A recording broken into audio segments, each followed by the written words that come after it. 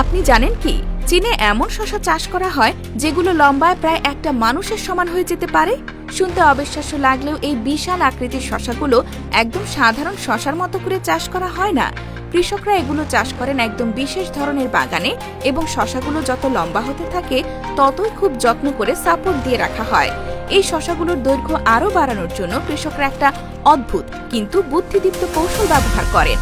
তারা শসার নিচের দিকে মাটি ভরা একটি কাচের গ্লাস ঝুলিয়ে দেন, ঠিক যেন একটা ওজনের মতো, যা শসাটাকে নিচের দিকে টেনে নেয়। এই ওজনের কারণে শসাটা স্বাভাবিকের চেয়ে অনেক বেশি লম্বা হতে বাধ্য হয়। ভাবুন একবার, একটা সাধারণ কাচের গ্লাস আর কিছুটা মাটি দিয়েই একটা শসাকে এতটা অস্বাভাবিক লম্বা করে তোলা সম্ভব।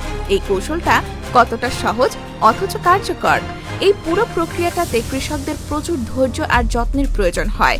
শসাটা যেন মাঝপথে ভেঙে না যায় বা ক্ষতিগ্রস্ত না হয়, সেদিকে তাদের সব সময় নজর রাখতে হয়। প্রতিদিন এই বিশাল শসাগুলোর বৃদ্ধি পর্যবেক্ষণ করতে হয় এবং প্রয়োজন অনুযায়ী সাপোর্ট সিস্টেমও ঠিক করে দিতে হয়।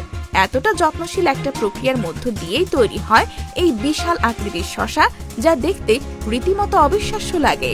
শসাটা পুরোপুরি বড় হয়ে গেলে এটাকে খুব সাবধানে সংগ্রহ করা হয়। এরপর ট্রাকে তুলে সরাসরি পাঠিয়ে দেওয়া হয় বাজারে।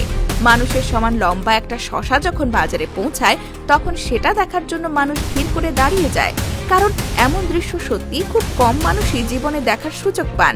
প্রকৃতি আর মানুষের বুদ্ধির এই অসাধারণ মিলনই তৈরি করেছে এই চমকপ্রদ কৃষি বিস্ময়।